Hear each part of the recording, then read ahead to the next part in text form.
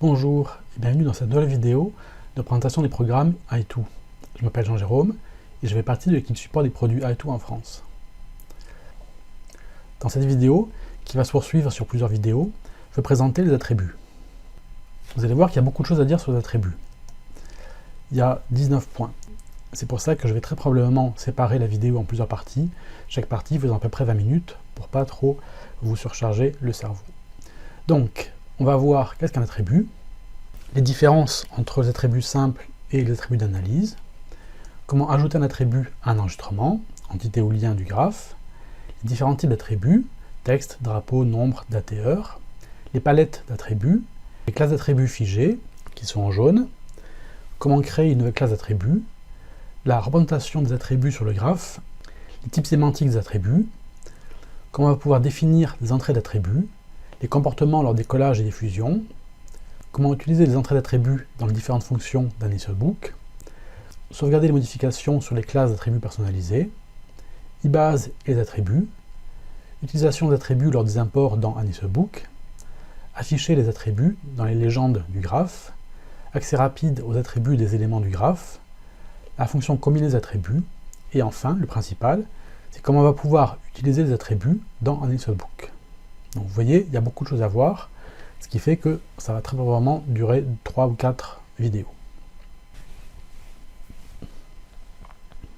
Donc on va commencer par un exemple simple.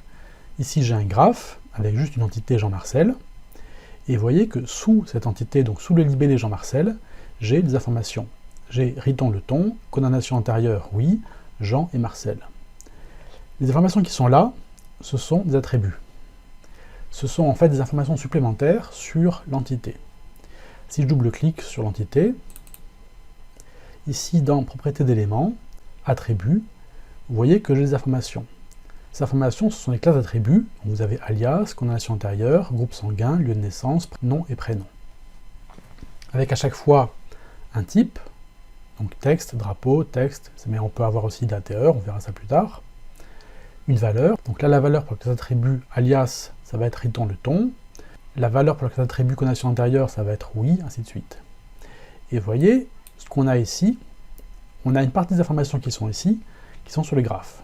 Parce que on peut avoir des attributs, des classes d'attributs, pour lesquels on souhaite que l'information est affichée sur le graphe, comme donc ici l'alias, la condamnation antérieure, le nom et le prénom, et d'autres attributs, d'autres informations, comme ici le groupe sanguin et le lieu de naissance, qu'on ne souhaite pas voir affiché sur le graphe pour ne pas surcharger le graphe.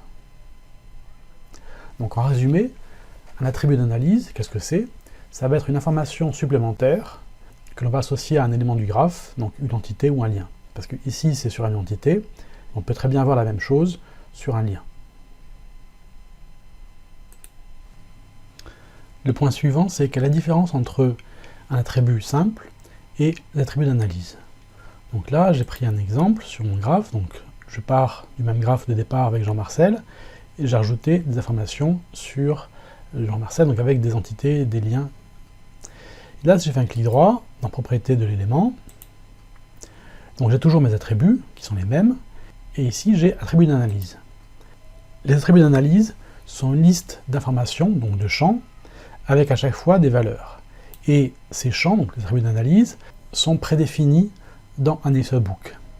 On a par exemple, donc est-ce que l'entité ou le lien a une heure, quel est le fichier d'icône qui est utilisé, est-ce que le cadre est affiché, ainsi de suite. Donc ces informations-là sont calculées automatiquement à chaque fois qu'il y a une modification sur le graphe. Alors que les attributs, eux, ne sont pas calculés, et donc ce sont des champs pour lesquels on donne des valeurs. En résumé, un attribut d'analyse, c'est un attribut pour lequel la valeur est calculée automatiquement en fonction de ce qui est sur le graphe. Alors que pour attribut, la valeur est renseignée par l'utilisateur ou lors des imports de données ou depuis ibase. Le point suivant, c'est comment ajouter un attribut à un enregistrement, donc entité ou lien du graphe. Donc là, j'ai toujours mon entité, et je voudrais rajouter un attribut à l'entité Jean-Marcel. Pour ça, j'ai deux options. Soit en affichant les propriétés de l'élément et en ajoutant un attribut, soit à partir de la palette ici d'informations. Donc on va voir les deux étapes. Donc on va voir les deux façons. La première façon, c'est en affichant les propriétés de l'élément. Je vais double-cliquer sur Jean-Marcel, ou alors je peux faire clic droit, modifier propriété de l'élément. Donc là, je préfère double-cliquer, c'est plus rapide. Double-clic. Et ici, dans la fenêtre propriété de l'élément, je vais pouvoir aller dans propriété d'élément, attribut. Et ici, pour ajouter un attribut, je vais cliquer sur ajouter. Et ici, je vais choisir quel attribut je souhaite ajouter. Donc vous voyez que les attributs sont classés par ou sont groupés par palette. Donc la palette standard va présenter l'ensemble des attributs, mais je peux demander par exemple donc à voir la palette d'attributs sur personne. Dans personne, j'ai adresse 1, adresse complète, carrure, ainsi de suite, état, nom de la rue, ainsi de suite. Et donc là, par exemple, je peux choisir, peu importe, la carrure. Voilà. Et là, dans carrure, j'ai le type d'attribut. Donc le type, ça va être ici un type texte, en sachant qu'on peut avoir texte, date, nombre et drapeau. Ici, je vais choisir la valeur. Donc la valeur, ici, je vais mettre mince. Et puis après, j'ai le type sémantique de l'attribut. Donc là, type sémantique, ça va être édition. On peut faire ça évidemment aussi sur un lien. Donc là, je clique sur OK. Et je vais par exemple rajouter un attribut sur le lien ici, 1, 2, 3. Donc je double-clique. Ici, attribut, nouveau. Là, on va prendre peu importe finance. On va dire peu importe numéro de titulaire du compte. Et là, la valeur, peu importe, pouf. Et OK. Et encore OK pour fermer la fenêtre. L'autre possibilité pour ajouter un attribut à une entité ou un lien, c'est à partir de la palette ici. Et là, vous voyez dans palette, donc j'ai la partie entité, j'ai la partie lien, et j'ai la partie attribut. Ici, dans la partie attribut, la dernière palette, c'était finance, mais si par exemple ici, je vais dans armes, là pour armes, j'ai 3 attributs possibles, attention aux armes éventuelles, fabricant et possession d'armes. Donc là, je peux dire que par exemple, Jean-Marcel a une possession d'armes, ou a comme attribut possession d'armes. Donc là, à ce moment-là, je prends ici l'attribut, je fais un glisser-déposer. Vous voyez que le curseur ici a un petit plus qui est ajouté. Je relâche. Et donc là, pour possession d'armes, ici, on propose oui ou non, puisque donc possession d'armes, c'est un attribut qui est de type drapeau. Donc drapeau, ça veut dire oui ou non. Et là, je vais dire oui. Je clique sur OK. Il m'a rajouté ici, donc, affiché sur mon graphe, le fait que Jean-Marcel a comme attribut possession d'armes la valeur oui. On peut faire pareil évidemment sur les liens. Donc là, par exemple ici, sur les liens entre personnes, donc entre Jean-Marcel et homme 2, sur associé. Là, je vais choisir la palette d'attributs qui va être commun. Et là, peu importe, on va dire observation.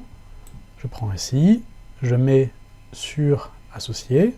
Vous voyez que j'ai le plus qui s'affiche, alors que si je me mets plus haut, donc en dehors d'un endroit, donc soit un lien, une entité, j'ai juste le dessin ou l'icône, ou le glyphe plutôt, de l'attribut. Par contre, si je me mets ici sur associé, le plus automatiquement s'affiche. Donc quand j'ai un plus, ça veut dire que je peux relâcher la souris et l'attribut va être associé à ici ce lien. Donc là, je relâche la souris. Voilà, observation pour associer.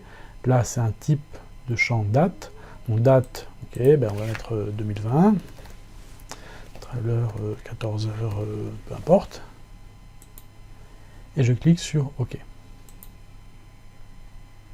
Donc vous avez vu les deux façons différentes pour associer un attribut à une entité ou un lien. La première, c'est en double-cliquant pour afficher les propriétés de l'élément. Donc là, propriété de l'élément, attribut, je clique sur Ajouter, je choisis mon attribut, je choisis la valeur, je clique sur OK.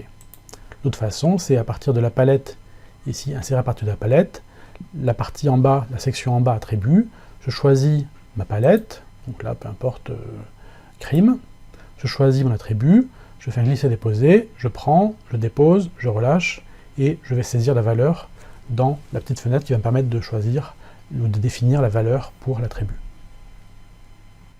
Ce qu'il faut savoir, c'est qu'il y a des classes d'attributs qui sont particulières dans le sens que on a prédéfini dans un ISObook une liste de valeurs possibles pour ces classes d'attributs. Par exemple ici, dans groupe sanguin, Si je prends ici, donc, dans insérer à partir de la palette, qui est la palette personne, groupe sanguin, je prends groupe sanguin, et je vais le mettre sur homme 2. Et vous allez voir ce qui va se passer, donc là je relâche, et ici quand je relâche, j'ai une liste d'options possibles. Donc pour le groupe sanguin, O+, A, S, A, B, ainsi de suite. La liste des valeurs possibles ici, on va voir un petit peu plus tard comment on va faire pour la définir. Donc juste rapidement, ça va être ici, définir les entrées d'attributs à l'étape 10.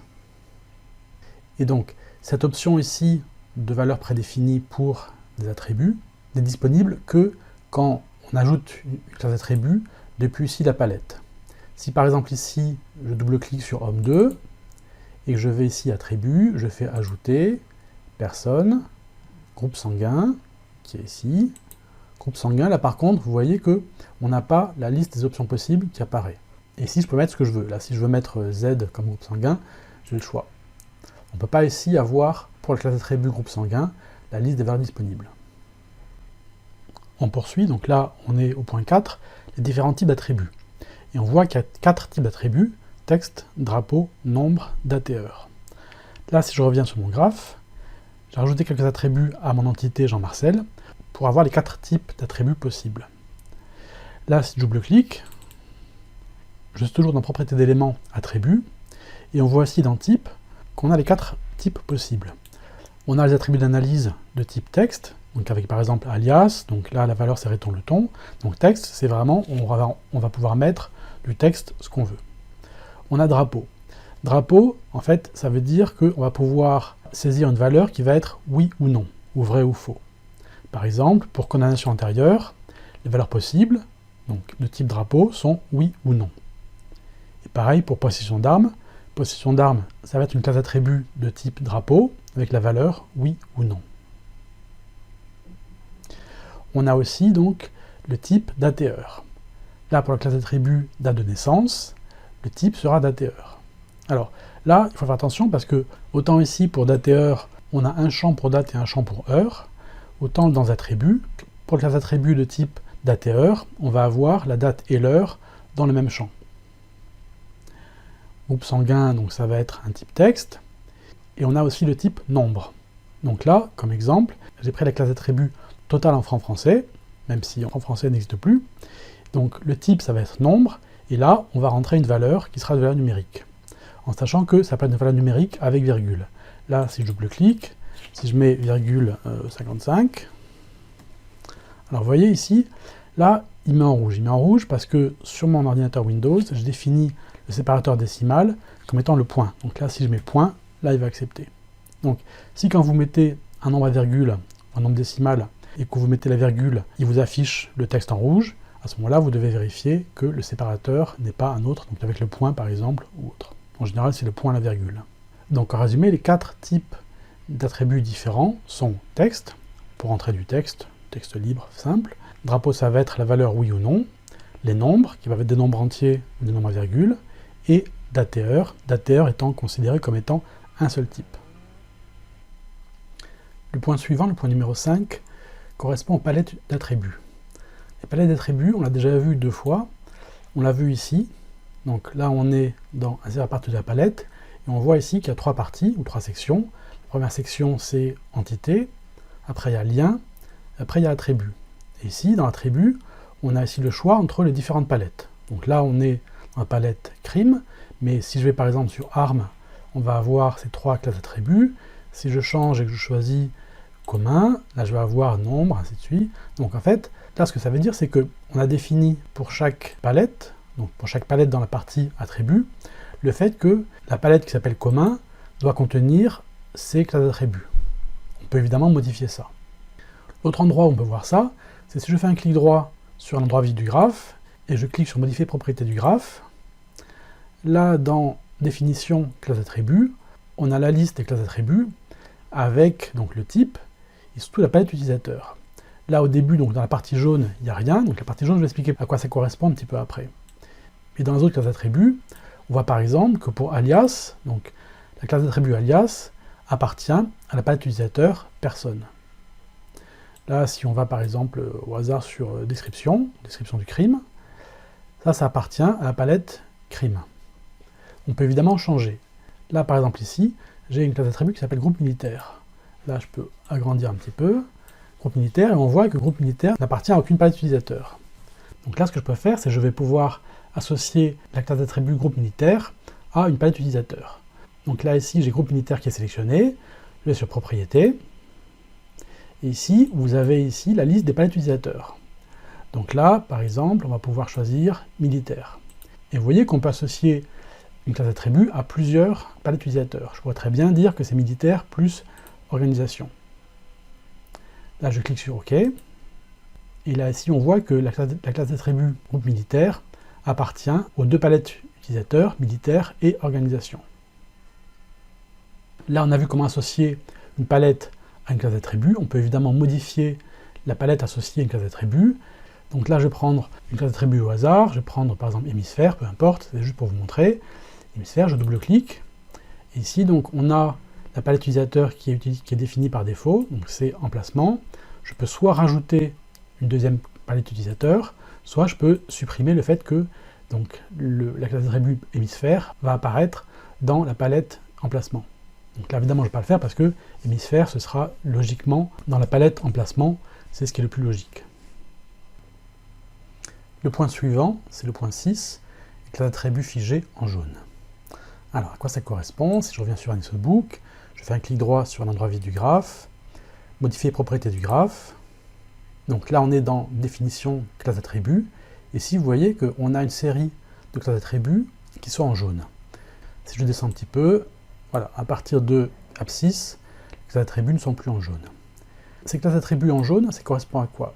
Ça correspond à des classes d'attributs qui sont particulières parce qu'elles sont en quelque sorte figées et on ne peut pas les modifier. Ce sont des classes d'attributs qui sont utilisées par AnisoBook, donc on ne peut pas changer ni leur nom, ni leur type. D'ailleurs, si je clique sur une de ces classes d'attributs, par exemple jeu de sélection 1, vous voyez qu'on ne peut ni la reproduire, ni la supprimer.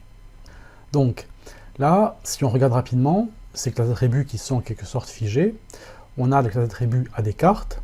Ça permet de savoir si une entité ou un lien a des cartes.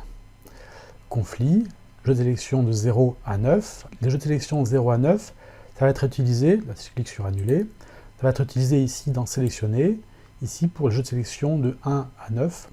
J'avais fait une vidéo qui présentait la façon dont on peut utiliser les jeux de sélection, et on avait vu que lorsque on sélectionne des entités des liens, on associe ces entités ou ces liens à des jeux de sélection, on va avoir l'information que telle entité ou tel lien appartient à un jeu de sélection, ici sous la forme d'attribut. Là par exemple, si je prends ce téléphone et ce lien, et je dis que ça appartient au jeu de sélection numéro 2 par exemple, donc ajouter au jeu, ici vous voyez le 2, et le 2 qui est là, qui est en jaune.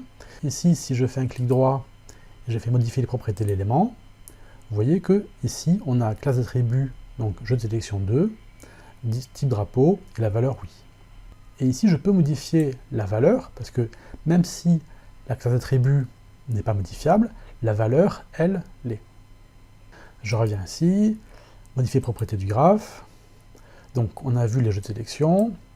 Toute la partie ici, pondération manuelle, pondération, intermédiarité, proximité, proximité intérieur-extérieur, degré intérieur-extérieur, vecteur propre, hub, K-core. Tout ça, c'est lié au calcul d'analyse des réseaux sociaux.